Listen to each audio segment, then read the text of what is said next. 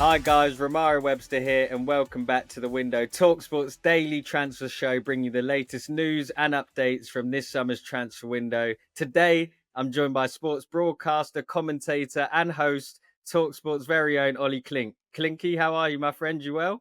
Yeah, really good. Thanks, Romario. How you doing? I'm all good, man. I'm all good. I mean, there's only one place to start. We saw you on the Transfer Insiders discussing this with Craig Kurfari last night. Alexander Isak reportedly wants to explore options away from the club. What's your initial reactions to this, and how have you taken to the news? Well, as a Newcastle fan, I've spent most of the last 24 hours in the fetal position, trying not to cry. No, I mean, of course, it's not great news if you are a Newcastle United fan. The club have been so adamant that he's not for sale, and by the way, still are. So it's not that he has left the club yet. It's still a possibility that he is in a Newcastle shirt at the start of the season. Whether that's the option that Newcastle do want to take now that he said and it's been made public that he is exploring options away from the club is kind of yet to be seen. But listen, I would say that as a fan now, you kind of reach that area where you're kind of like, well, you've just got to accept it if he does want to move away. And you know what, I kind of understand it because I think that the club have dropped a ball on certain aspects of this. There was a time where it looked as if Isak, if he had been offered a new deal with some improved terms, would have signed it.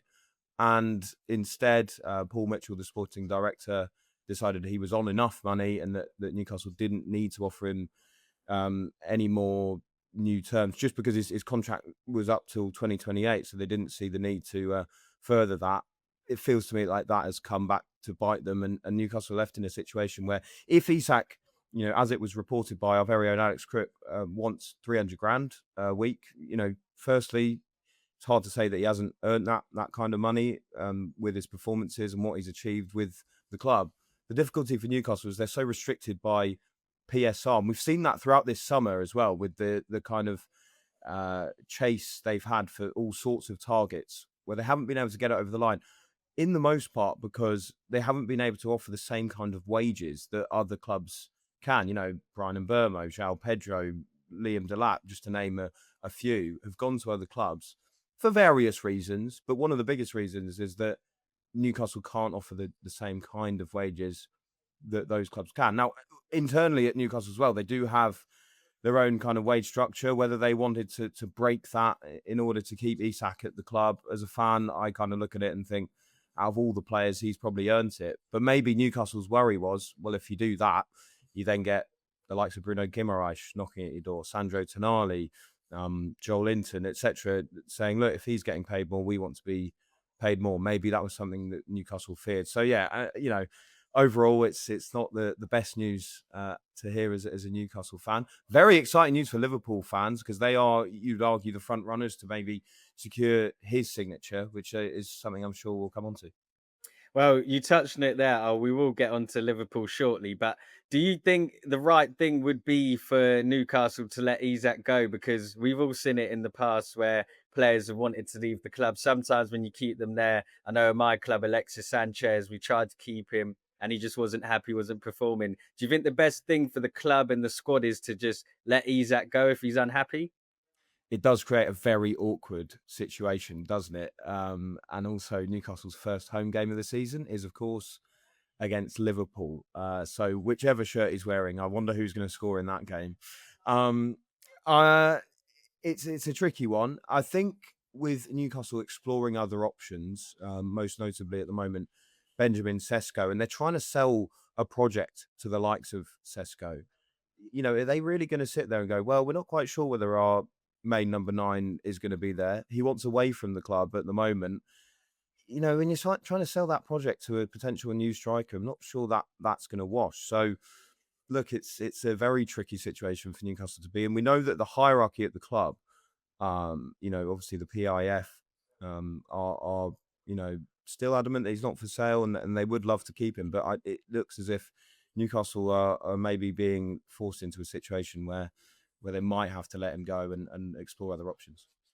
Well, we've had the fan reaction on air all week, that some fans are sort of up in arms. They believe Isak's irreplaceable. Do you, Ollie, believe Benjamin Sesko is someone that can come in and maybe not replicate Isak's numbers off the bat? We all know Isak has developed into the striker he is today. Do you think Sesko, sorry, is the sort of striker that could replace Isak? Well, I mean, yeah, he'd be coming in at the age of 23, which is the same age that they signed Isak. When Isak came into Newcastle as well, like you pointed out, he was raw. He wasn't actually the striker that we now see, and has been, molded into that, not just because of his own natural talent, but I believe, because of the coaching of Eddie Howe. So listen, Sesko is a highly rated striker. He's been someone we've talked about all summer in relation with a move to Arsenal. Looks like, of course, they're going for Victor Gyokeres now. So certainly, is someone who's wanted and has been wanted by top clubs. He's someone that Eddie Howe very highly rates, which for me is a sign that Eddie Howe believes that he would fit in with his system at Newcastle. And yeah, I don't think they'd be getting the finished article, of course, with Sesko. It's not going to be an immediate like-for-like replacement. Of course it's not, because Isak's one of the best number nines in world football. But, a window where they potentially bring in Sesko and Wissa. Of course, they lose Isak, which is a big blow. But is it a complete disaster if they're at least getting in a couple of replacements?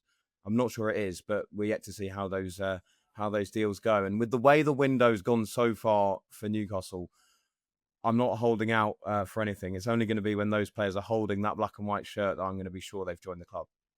Yeah, no, that's more than understandable. We'll get onto one of those transfers that has slipped out of Newcastle's hands in a moment. But Ollie, how will this affect Isak's legacy at Newcastle amongst the fan base? Is this something that will leave a negative taste in the Newcastle fans' mouths? That's a really good question. I think it will split the fan base a bit. Personally, and not all Newcastle fans will agree with me, but personally, I look at it and think, look, he's achieved so much with this club. He's been one of the best players I have ever seen in a black and white shirt.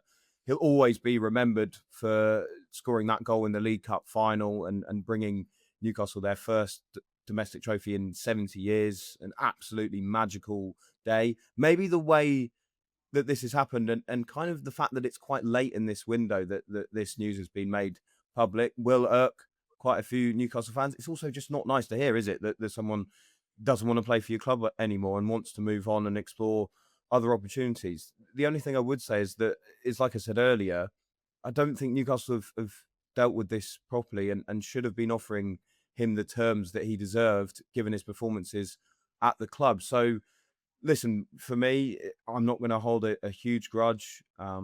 It'll hurt to see him do it, especially if it's at Liverpool. But I believe he's a player that deserves the best in his career.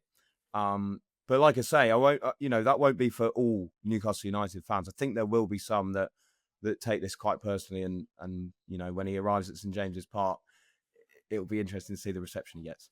And let's say Liverpool do get their man, they get Alexander Isak over the line on top of Hugo Ekitike, who they actually took off of Newcastle. It seemed as Newcastle were interested. They've already got Mohamed Salah, Cody Gakpo. I mean, Clinky, how much does Isak improve Liverpool? And does it sort of make them the favourites of the Premier League again?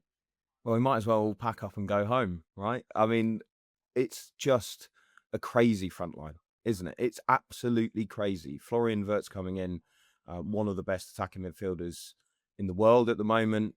They've secured the contract of Mo Salah, who's still as prolific as ever, and then adding Alexander Isak to that. I mean, who is arguably the best number 9 in the Premier League. There's always that debate between him and Haaland. I'd argue he's a better footballer than Haaland. In terms of goal scoring, they're fairly similar. So, I mean, Liverpool are absolutely stacked now, Romario, and actually, I think you can go beyond saying that they're favourites for the Premier League. If they get Isak, as good as PSG are, I would say that you'd also have to have them down as favourites for the Champions League as well.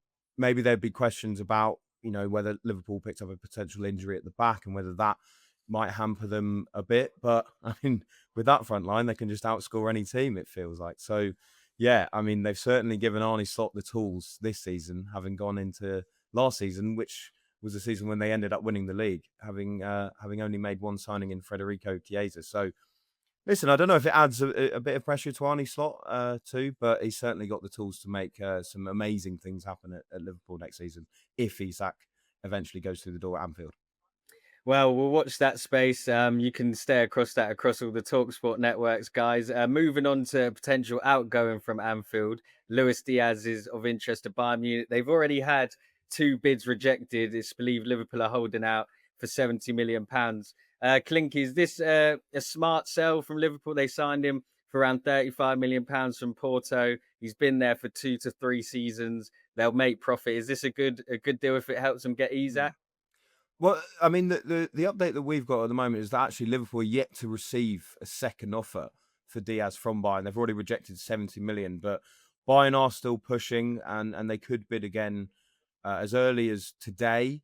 They might be encouraged actually by that Isak news. Although last night on Transfer Insiders, we spoke to Kieran Maguire, football finance expert, the oracle of all things football finance, just to ask him about how Liverpool are affording these transfers.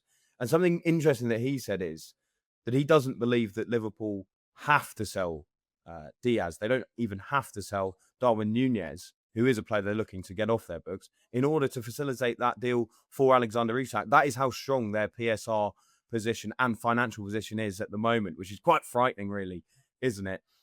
Listen, I really rate Luis Diaz as a player. I thought he had a really good season actually last time out.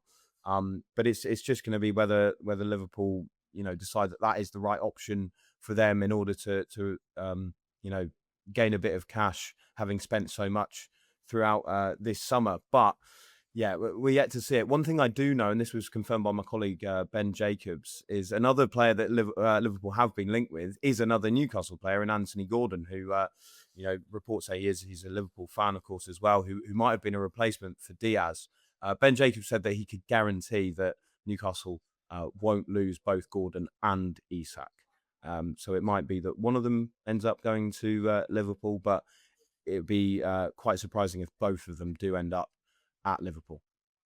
Well, there is some positives to take for Newcastle fans, as you can We hear need it. some. Yeah, you need some positivity, and that is definitely some. More negativity, Clinky. Sorry to do this to you. Looks like Manchester City have beaten Newcastle to the signing of James Trafford. James Trafford obviously played for Burnley last season in that record-breaking season under Scott Parker, where they kept a ridiculous amount of clean sheets. He goes back to his boyhood club. Is this a good move for Manchester City? Yeah, I think it's a really good move, and that's the way they see it as well. Because they're getting a player back for a fee that they think is very very good value for money. Pep Guardiola um, wants him at the club, and that was something that convinced James Trafford to turn down Newcastle and go to Manchester City, and that does raise a question, doesn't it? Is he going to be Manchester City's starting keeper for the next Premier League season?